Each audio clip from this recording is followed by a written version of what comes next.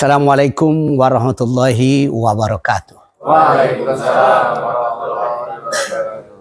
Bismillahirrahmanirrahim. Alhamdulillah rabbil alamin. Wassalatu wassalamu ala asrafil anbiya'i wal mursalin. Sayyidina wa maulana Muhammadin wa ala alihi wa sahbihi ajma'in. Amma ba'du. Syukur alhamdulillah kita pagi ini berkumpul di sini dalam rangka briefing pagi dan mensyukuri nikmat Allah Subhanahu wa taala bahwa kita masih hidup sehat walafiat. Tak lupa kita sampaikan salam untuk junjungan kita Nabi Muhammad SAW beserta keluarga dan para sahabatnya. Allahumma sholli ala sayyidina Muhammad wa ala ali sayyidina Muhammad. Rekan-rekan insan brilian, khususnya di ruangan ini dan dimanapun berada. Pada pagi hari ini saya akan berbagi kultum. Kuliah 7 menit kata orang. Ya, dengan judul Jujur, Ikhlas, Bersyukur. JIB. Ya, disingkatnya JIB.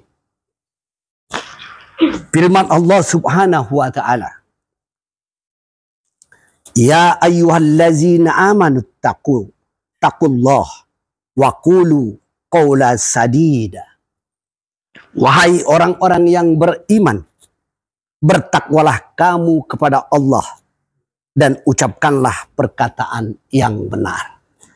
Surat Al-Ahzab ayat 70.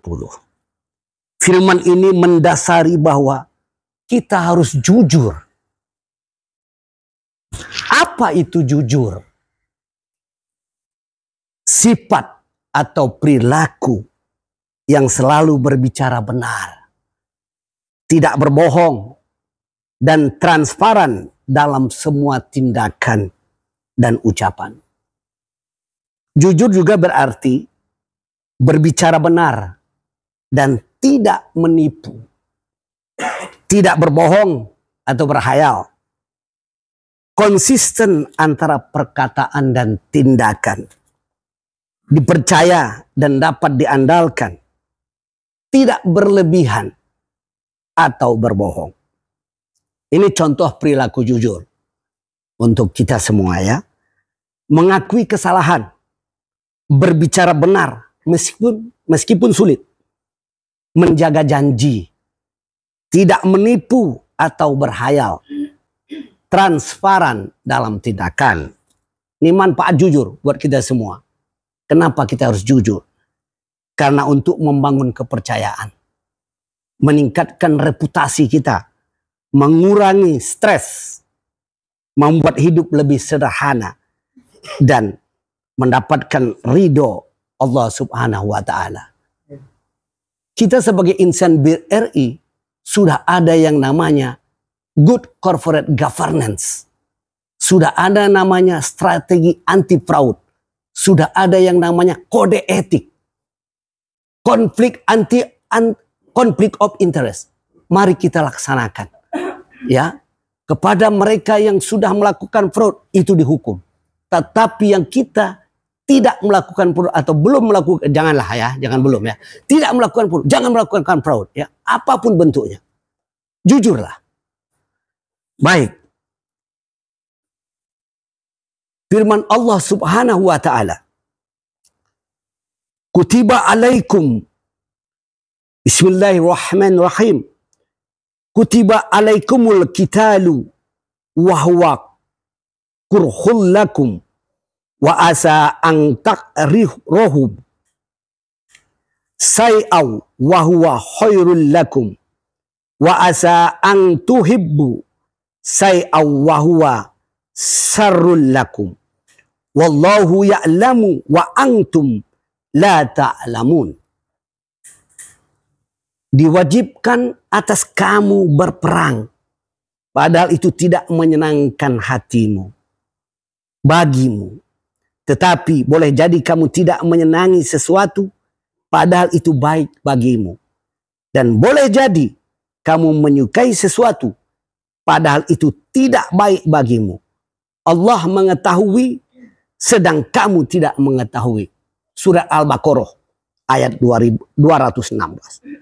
Ini yang mendasari bahwa kita harus ikhlas menerima apapun jabatan kita, ikhlas terima. Seperti saya ikhlas menerima jabatan apapun. Bahkan saya sudah pindah ke 13 jabatan di BRI ini. Saya ikhlas terus menerimanya. Karena prinsip saya adalah saya ikhlas bersyukur kepada Allah. Ya, apapun yang terjadi itu untuk kebaikan. Ya, baik. Apa itu kata ikhlas artinya, kan kawan? Baik, belum ada yang tahu.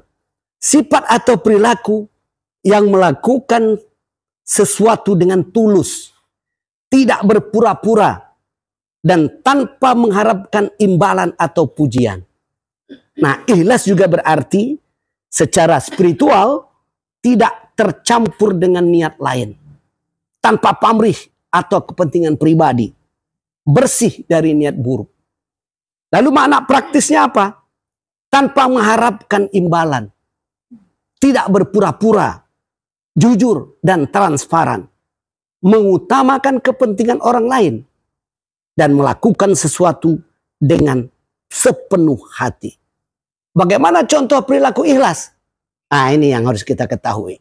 Semua, termasuk diri saya. Menolong orang lain tanpa mengharapkan balas budi. Nothing tulus, kata orang barat bilang. Berdonasi tanpa publisitas. Ya, kalau hari ini kita nyumbang, ya jangan dipublikasikan di Instagram. Oh, saya sudah nyumbang hari ini di ini. Tidak perlu. Mengakui kesalahan tanpa takut. Akui kesalahan. Bekerja dengan sungguh-sungguh tanpa mengharapkan pujian. Lalu beribadah dengan tulus. Ini manfaat ikhlas buat kita semua. Ya, meningkatkan kesucian jiwa, membangun kepercayaan, mengurangi stres, meningkatkan martabat dan mendapatkan ridho Allah Subhanahu wa taala. Maka teruslah kita ikhlas dalam bekerja di Bank Rakyat Indonesia sampai usia kita 56. Itu kontrak kita dan BRI ya. Baik kawan-kawan. Firman Allah Subhanahu wa taala. Bismillahirrahmanirrahim. Wa ista'azzana rabbukum la in sakartum la azidannakum wa la in kafartum inna azabin lasadid. Dan ingatlah ketika Tuhanmu memaklumkan sesungguhnya jika kamu bersyukur niscaya aku akan menambahkan nikmat kepadamu. Tetapi jika kamu mengingkari nikmatku, maka pasti azabku sangat berat. Surat Ibrahim ayat 7. Ini ayat yang mewajibkan kita untuk bersyukur. Apa itu syukur? Perasaan bersyukur atau mengucapkan terima kasih atas nikmat, karunia, atau kesempatan yang diterima. Syukur juga memiliki makna secara spiritual, mengakui kebenaran dan kekuasaan Allah Subhanahu wa taala. Menyadari dan menghargai nikmat yang diterima. Meningkatkan iman dan takwa. Makna praktisnya sederhana seperti ini. Mengucapkan terima kasih. Menunjukkan rasa terima kasih. Menghargai apa yang dimiliki. Menerima dengan lapang dada. Berbagi dengan orang lain. Ingat, orang yang kaya adalah orang yang merasa cukup. Bersyukur dengan apa yang ada. Bukan dengan ada apanya. Ya. Baik kan kawan. Contoh perilaku syukur. Mengucapkan Alhamdulillahirabbil alamin. Berdoa dan beribadah. Menolong orang lain. Berbagi harta dan waktu. Dan menghargai kesempatan. Ada manfaatnya buat kita. Meningkatkan kesucian jiwa. Membangun kepercayaan. Mengurangi stres lagi. Oh, rupanya jujur ikhlas bersyukur mengurangi stres. Meningkatkan martabat. Mendapatkan ridho Allah Subhanahu wa ta'ala. Insan brilian dimanapun berada. Dan kita semua khususnya di RC Jakarta ini. Kita hanya minta pertolongan kepada Allah Subhanahu wa taala. Betul ya? Jangan kepada lain selain Allah, karena itu adalah sifat syirik. Ingat, syirik itu dosa yang tidak diampuni oleh Allah Subhanahu wa taala. Firman Allah Subhanahu wa taala, "Wasta'inu bis-sabri was-shalah wa innaha lakabiratu illa alal khasiin." Dan mohonlah pertolongan kepada Allah dengan sabar dan sholat. Dan sholat itu sungguh berat, kecuali bagi orang-orang yang khusyuk. Al-Baqarah ayat 45. Artinya apa kan kawan? Kita meminta pertolongan kepada Allah dengan cara sabar dan sholat. Maka sholatlah. Kalau sudah waktunya sholat, tinggalkan rapat, tinggalkan kegiatan-kegiatan kantor yang ada. Utamakan sholat. Ingat, lebih baik sholat sekarang daripada nanti kalian disolatkan. Ya, dan ingat juga bahwa kita pasti mati. Setelah kita dilahirkan, pasti ada kematian. Bahkan Allah Subhanahu wa taala berfirman juga, kullu nafsin za'iqatul maut summa ilaina turja'un. Setiap yang bernyawa akan merasakan mati. Kemudian hanya kepada kami kamu dikembalikan. Al-Ankabut ayat 57.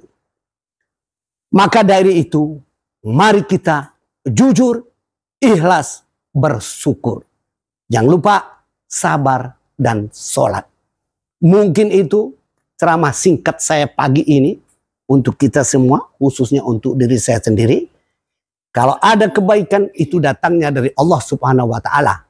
Tapi kalau ada yang buruk itu dari diri saya dengan segala kelemahan saya. Mudah-mudahan bermanfaat bagi saya dan buat kita semua. Wallahul muwaffiq ila aqwamit thoriq. Assalamualaikum warahmatullahi wabarakatuh. Waalaikumsalam warahmatullahi wabarakatuh.